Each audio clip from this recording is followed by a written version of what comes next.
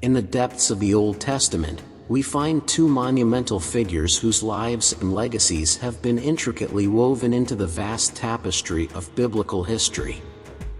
While Moses is celebrated for his role in the liberation of the Israelites from Egypt, Abraham emerges as a cornerstone of faith and obedience through generations.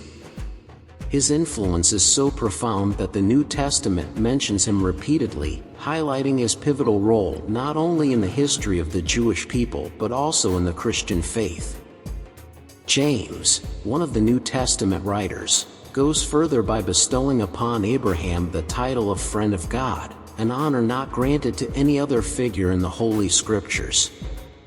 This title not only reflects the closeness and trust between Abraham and the divine but also serves as a beacon of inspiration for believers of all ages, who are called children of Abraham, in a symbolic gesture that unites generations in a common faith. The transcendence of Abraham in the tapestry of divine redemption is clearly illustrated in the Scriptures. This patriarch, whose life is detailed in Genesis, represents a turning point in the way God decides to interact with humanity. Abraham's obedience to the divine call is a testament to his unwavering faith. When God called him, Abraham did not hesitate. He left his homeland, his family, and his home, embarking on a journey into the unknown, fully trusting in the divine promise of blessing and progeny. This act of unconditional faith is highlighted in the book of Hebrews, where the author uses Abraham as the epitome of faith, specifically referring to his readiness to obey and set out for a promised land without knowing where this call would lead him. Dear listeners and readers, today we delve into a biblical study that invites us to contemplate the figure of Abraham not only as a historical character but as a model of faith and obedience. Through his story, we see how God takes him from Ur of the Chaldees, a land steeped in idolatry, to begin a new chapter in the history of salvation. This narrative begins in Genesis chapter 12, marking the start of the narrative of the people of Israel, but also serves as a profound reflection on human origin and destiny after the failure to establish a harmonious relationship with God. Before diving into Abraham's story, it's essential to remember the events that marked the beginning of humanity according to Genesis.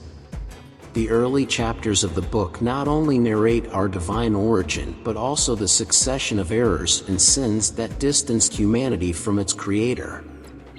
From Cain's destructive pride, which led him to commit fratricide, to the moral corruption that precipitated the flood, each story reflects an internal struggle and an inclination toward evil that could only be redeemed through an act of faith and obedience as profound as Abraham's.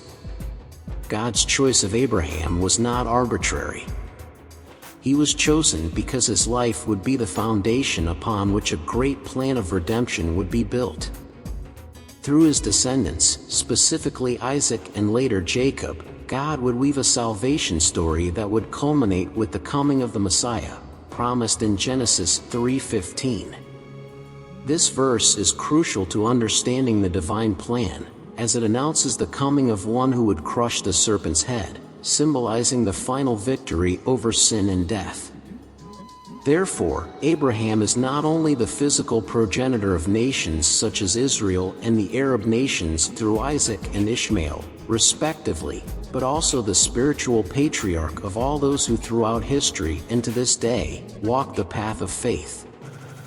He is revered in Judaism, Christianity, and Islam, attesting to his immense and enduring impact on faith and spirituality worldwide.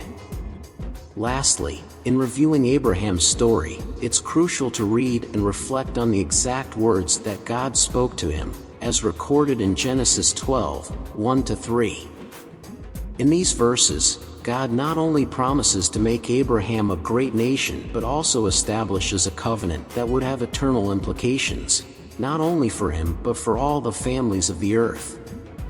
This call not only marks the beginning of a new era in the relationship between God and humanity but also underscores the importance of obedience and faith as pillars of our relationship with the divine. This narrative, full of promises and challenges, invites us to reflect on our own path of faith, inspiring us to follow the example of Abraham, the friend of God, and to live our lives in a constant quest for that deep communion with our Creator. The story of Abraham, whose name means father of multitudes, is one of the most fascinating and transcendental narratives within the broad spectrum of biblical tales. His life, marked by obedience and faith, is a testament to the deep and personal relationship that can exist between a human being and the divine. The divine mandate Abraham receives, as narrated in the scriptures, is a call that transcends the merely physical or geographical. It's an invitation to a profound transformation of being.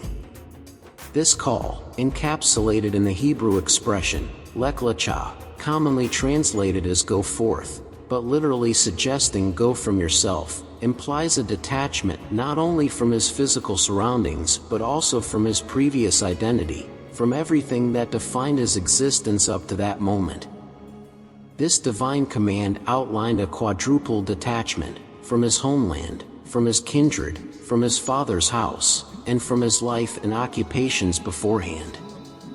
This act of obedience marks the beginning of a journey not only toward a new land, but toward a new way of being.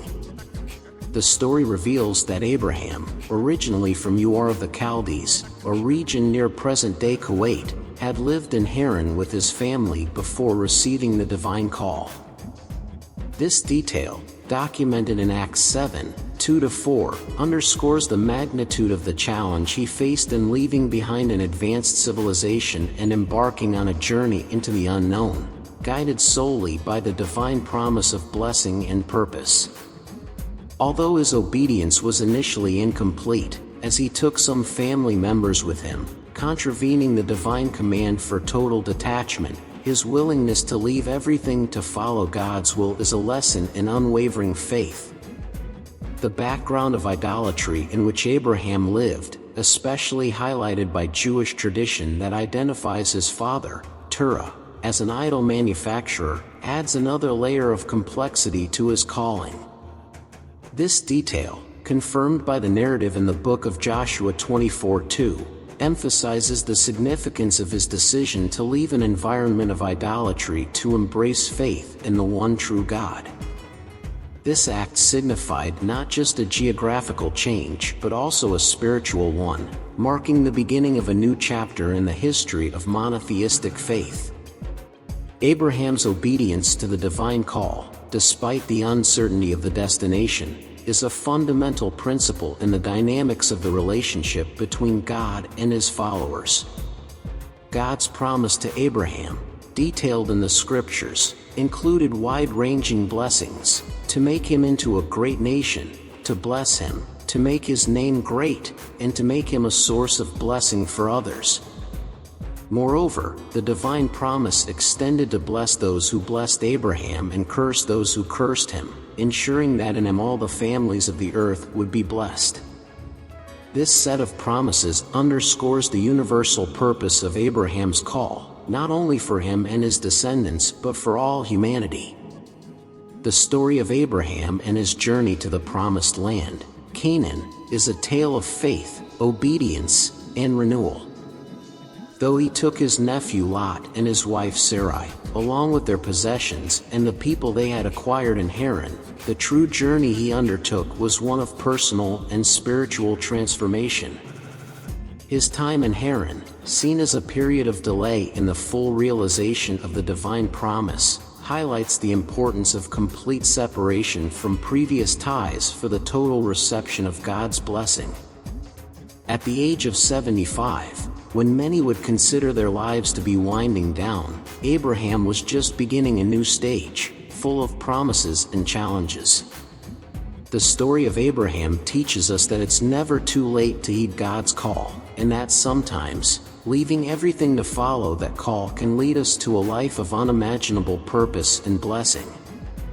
This narrative, imbued with faith, obedience, and promise, invites us to reflect on our own capacity for detachment and trust in divine guidance, reminding us that when God asks us to give up everything, it's because He has prepared for us something much better.